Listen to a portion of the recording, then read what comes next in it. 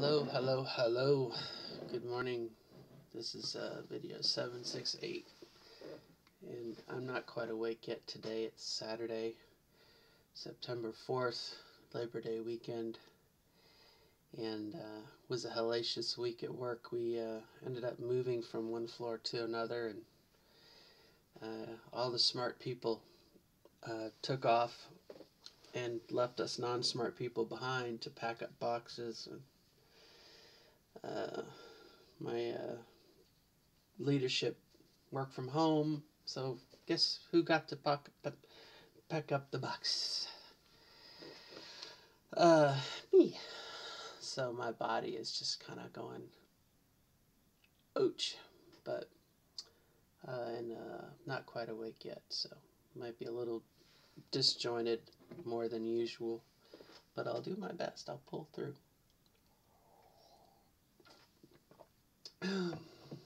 This today's video is kind of going to be centered around a little bit around appearance and perhaps what I've noticed lately, or something that I've felt kind of all along, is that I forget what I look like. Now obviously I'm looking at myself in the monitor here. Maybe I better move the camera so I won't see it, and that way I won't look at myself. But that doesn't mean I'm an egotistical person. It's just, I tend to go through my days and I just don't look at myself. I have a long history of avoiding mirrors because I never liked the way that I look in them.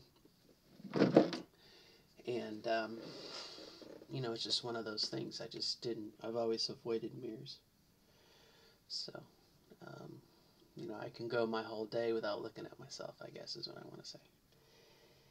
But, so had a sense of self. I guess this video might be about a sense of how, not we necessarily, I'll talk about me, how I perceive myself, but just kind of how we perceive ourselves.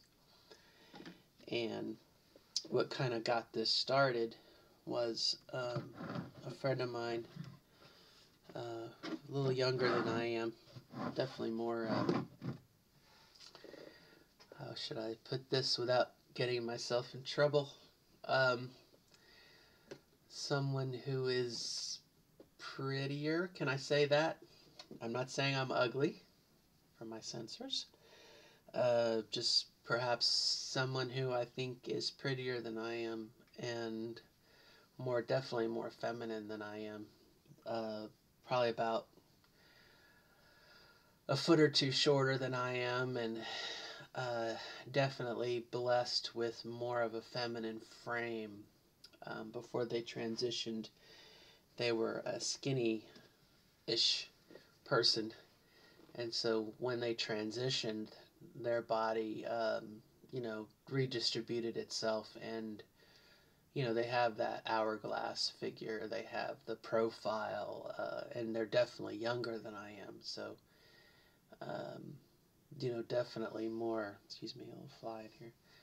Definitely, they fit the stereotypical female mold much more than I ever will or could. And they had an experience where they were out somewhere. They had gone to a place. I don't know if it was a bar or a restaurant. I think it was a restaurant. And as they were going to their car or whatever, someone came up to them and kind of accosted them and said, something to the effect of, are you a dude? You're not a girl because you're too ugly to be a woman, or some kind of really kind of weird and negative comment, which, I think no matter where you are in your transition, if the situation is right and all the stars are in the right configuration, no matter how confident you are about yourself or how much time you've transitioned, it can knock you off your, can knock you on your ass. And, after you have a moment or two to collect yourself and, when you reflect upon it, you're like, well, gee, wasn't that kind of silly? I am confident in my transition. I am sure of myself. I am who I am, and I love who I am, and da da da da da. The things that maybe you much like when you have an argument with someone, or someone says something to you, and later on you come back with the best comeback. Something that if you had just thought about it at the time, would have ended the argument or ended the discussion, or whatnot. And so that kind of got the wheels spinning in my mind, their experience. And I had to ask myself, well, what would I do? And kind of what is my situation?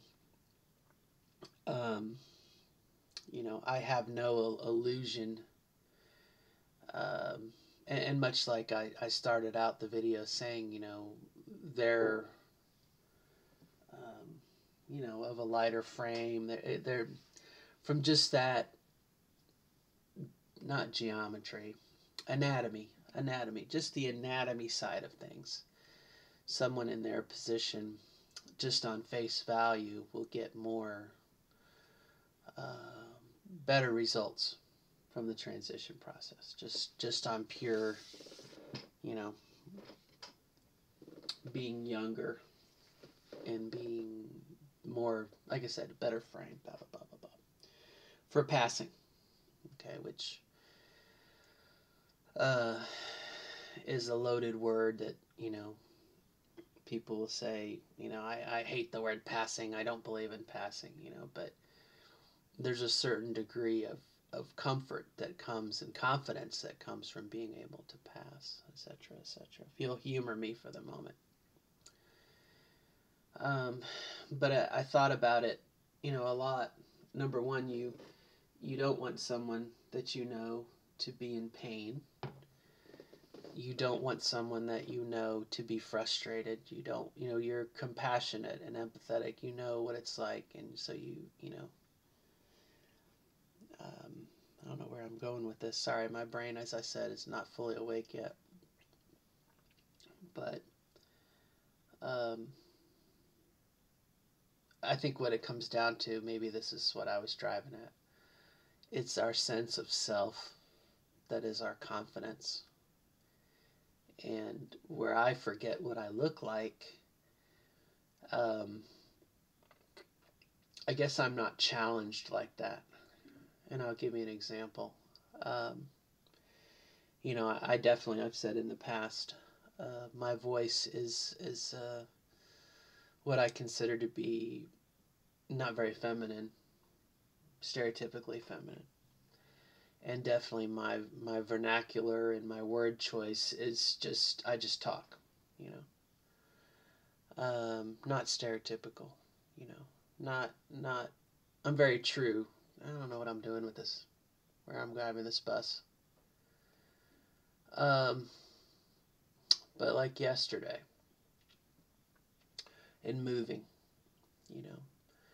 the movers came in, and since I was kind of the coordinator, and they would ask me questions, is this, where do you want this filing cabinet? Where is this file cabinet going? Where is this computer being set up? Are these boxes ready to be moved? Questions they would ask a person.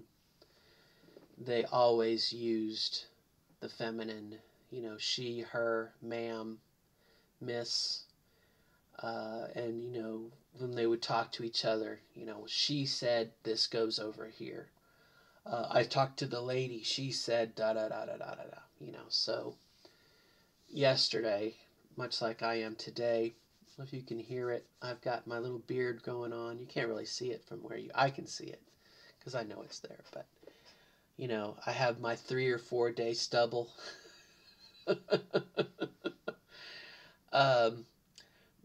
So I wasn't exactly trying to be feminine, let's say. No makeup, obviously, and my hair is, I wake up and I go to work. I don't do anything to it. So, there's a certain degree of, I'm not going to say confidence, circumstance might be a better word. Me being a 50-ish woman, trans woman, as opposed to a 20-ish woman. Maybe that's where I'm driving this bus. You know, society's expectations of what a 20-year-old woman would be. There's definitely some uh, gender type expectations for someone in their 20s, a woman in her 20s. And maybe if that person has a better body than I do, let's say they have an hourglass figure or they have breasts, men might high, hold them to a higher standard, maybe? I don't know. I don't know. And so, in the case of my friend,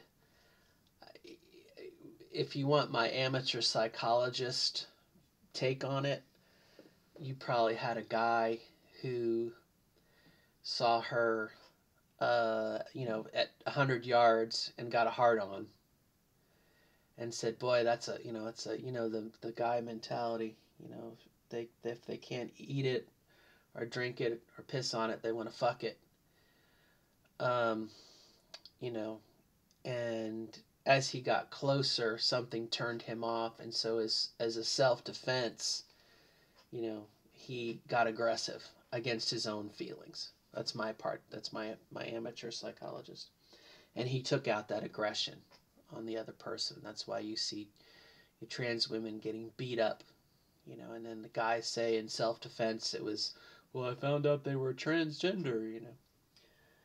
Um, but anyway, back to my experience yesterday.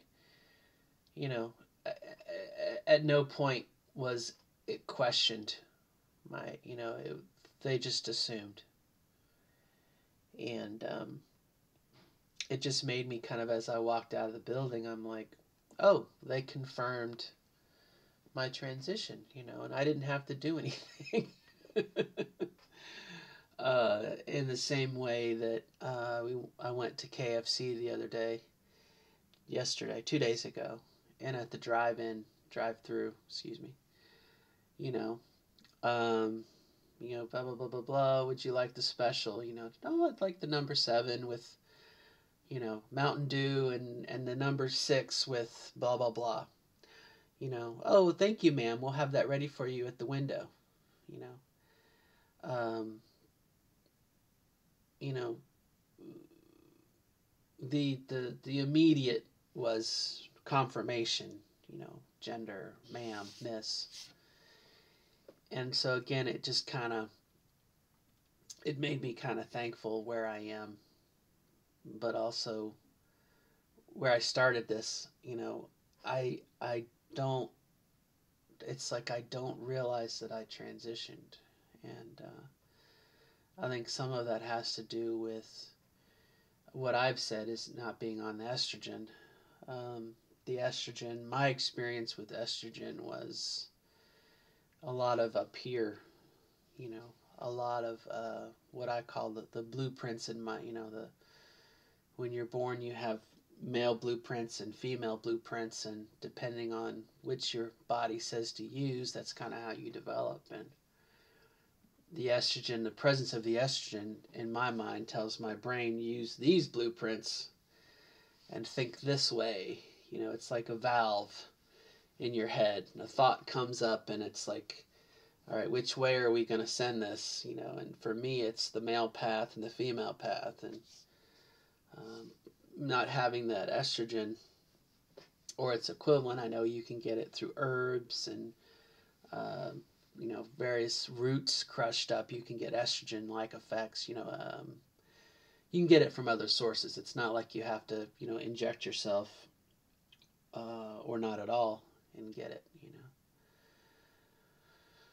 But I forget what I look like, and I just am myself. And then it's like I go to the bathroom and I look in the mirror and I'm like, oh, yeah, you transitioned. So again, I don't know. Like I said, I don't know where I'm driving this bus, but earlier in the week, I felt really bad for my friend, and I knew exactly what they were going through when, our defenses are down and someone says something that can get into us and just mess us up. And then we kind of bounce back and say, no, I am who I am. I'm proud of who I am, and da da da da da. And it's kind of the same way, I guess, with my looks. And, we're all different. We're all different. Someone posted a meme on one of their Facebook pages that was like, all women's breasts are perfect breasts. And it had different, shapes. And, we had, I grew up in Florida, and my best friend in high school, I think he called them pigeon tits, but, girls that don't have really breasts at all, he called them pigeon tits or something, but it's probably not a very nice thing to say, but, that there's like in our minds, there's the ideal, what we think of when we think of maybe what we want and what we have, and then society's expectations. I know for myself, the majority of my breasts are it's body fat. It's male body fat, just squished up together in a bra, and that's my breasts. And I guess I want more developed sacs. I want a droop. If I could have, if someone could say, if there's anything about you that you would change a little bit, that would probably be what it would be. But, it's not high on my priority. I can live with what I have. And kind of like I've said before, I'm at this point in my life, I'm more interested in saving for my 401k. I'm more interested in my retirement than I am in the present, which doesn't make much sense when you say live in the present moment. But, I'm a couple years ago, almost 50 years old and not saving for my retirement, really scared the hell out of me, and so I stopped doing this shit, and I was like, you know what, I can live with. My daughter said that, and I've said this too, my daughter was like, women have to shave every day too. You're not doing anything different. I'm like, you know what, you're right. So yeah, I developed a little stubble, and it's those translucent hairs. It's not dark hairs. It's laser won't do it. You've got to do it with the electrolysis. Yeah, it's beyond laser. And I was old enough that I had permanent hairs.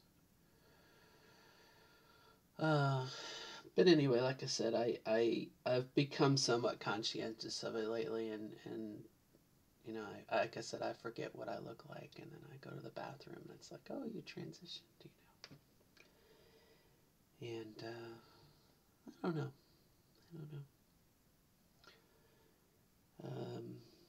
And the other thing too is my coworkers, now granted, I work at a company that's very inclusive, and it would definitely be a no-no for someone to say that I was, to not accept me for who and what I am. And I'm kind of not naive enough to think that they don't suspect I'm trans, but it would definitely be a faux pas. I mean, they could be written up for HR and lose their job if they didn't respect my pronouns, and you know what I mean. That kind of thing is not really a concern, but wherever I go, I'm pretty much accepted. I don't have to worry about that anymore. And I don't know, like I said, if maybe it's just because of my age and stage. Women my age, are expected to be past menopause and have hair, and you know what I mean. It's like I'm in a different arena than someone who maybe is in their 20s or their 30s, and they have to, be a certain way. I don't know. Maybe I'm just full of shit. Probably am. And that's really about it. It was neat to see a friend of mine had came up with this kind of profile challenge. You take your oldest single profile and your latest single profile and put them in. That way you can see kind of how far you've come. And my current Facebook account I created at the time that I probably about my 7th month of transition, so I don't have any older pictures of me. There is another Facebook, my old Facebook. I could pull pictures from that, but not really interested in seeing old pictures of me. But it is neat to see how people do change, and yeah. I guess that's about it. I'll shut up and let you go about your lives. I just wanted to kind of comment a little bit. It sucks when, like I said, people kind of challenge us a little bit, and as you get older, I don't think that happens as much. Or you don't care about it. And I guess you don't have to be old to not care about what people think about you, but I think we do want a bit of confirmation. Like I said, the movers yesterday, ma'am, miss, whatnot. Now, the other thing that I will postscript this on is, despite the fact that I don't wear makeup or anything like that, I do give a lot of nonverbal clues as far as to what my gender is and how I want to be treated, which is based off a lot of stereotypes. I always wear a skirt. I never wear pants. I don't wear shorts. I'm always wearing a skirt wherever I go, no matter what I do. And that's not to say that, guys can't wear skirts or kilts or whatnot. It's just, we have that. And obviously my long hair. Again, you have guys with long hair, so I guess maybe that's not really, it's not exclusive to that. But I do give a lot of what I kind of consider to be, nonverbal clues. And I my last relationship was with a trans man. And he would get frustrated a lot when people would misgender him. And, which, yeah, power to you, But he also did not give any nonverbal clues. He had a very, I'm going to say, well-manicured face. He had perfect eyebrows, and his glasses were very feminine glasses. He had earrings and a necklace. I mean, it's again, you can't. I think there's some things we can do, nonverbal clues that, I don't know. That's just observation after we broke up, and I started looking back, and because you're like, well, what am I attracted to, and what do I like, what do I not like, and those were definitely things that I didn't like, but that I put up with, and then I look back on it, and I'm like, yeah, if you want to be accepted as a guy, yeah, don't have the well-manicured lady's eyebrow, and don't wear girly glasses, and don't wear earrings, and don't wear a necklace.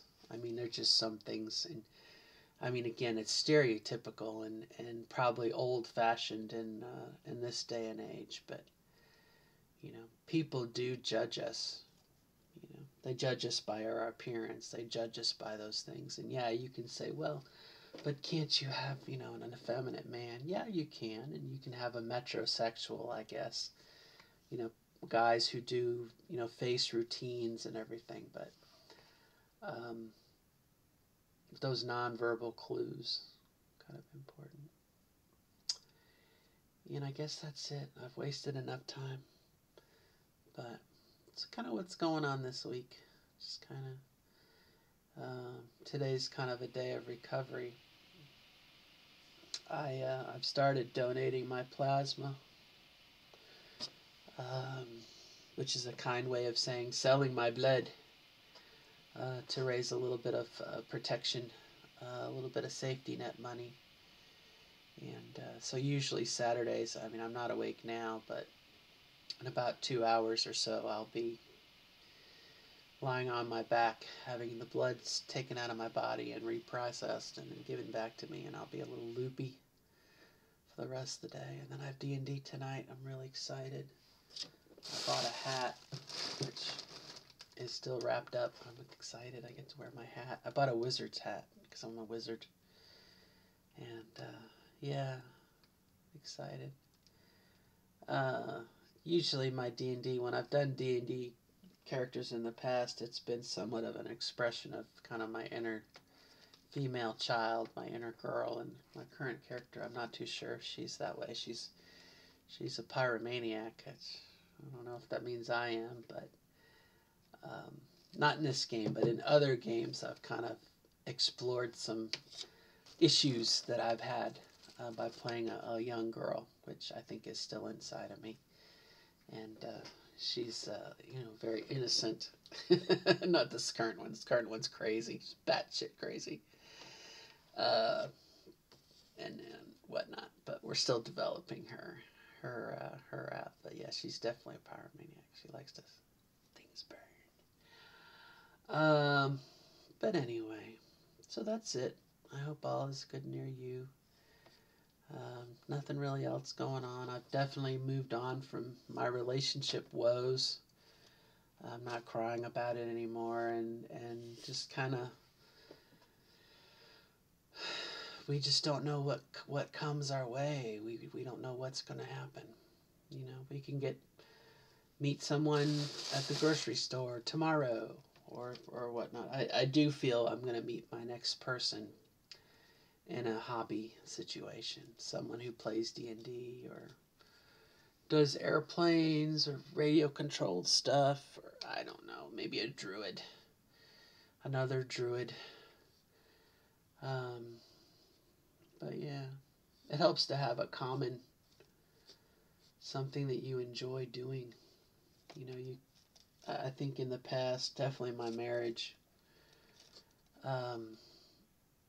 in this last relationship, I was so starved for attention and so starved I would overlook things. And I guess smart people that get married, they don't do that. They are themselves, and you don't necessarily hook up with your clone, someone who's just like you, but you have enough in common and probably stuff that you can do together as well as separately, that you don't have to be with each other all the time and whatnot. So on that note, I'm going to sign off and wish you the best of luck in your journey and becoming your authentic self as you define it. Till next time, bye-bye. Good luck.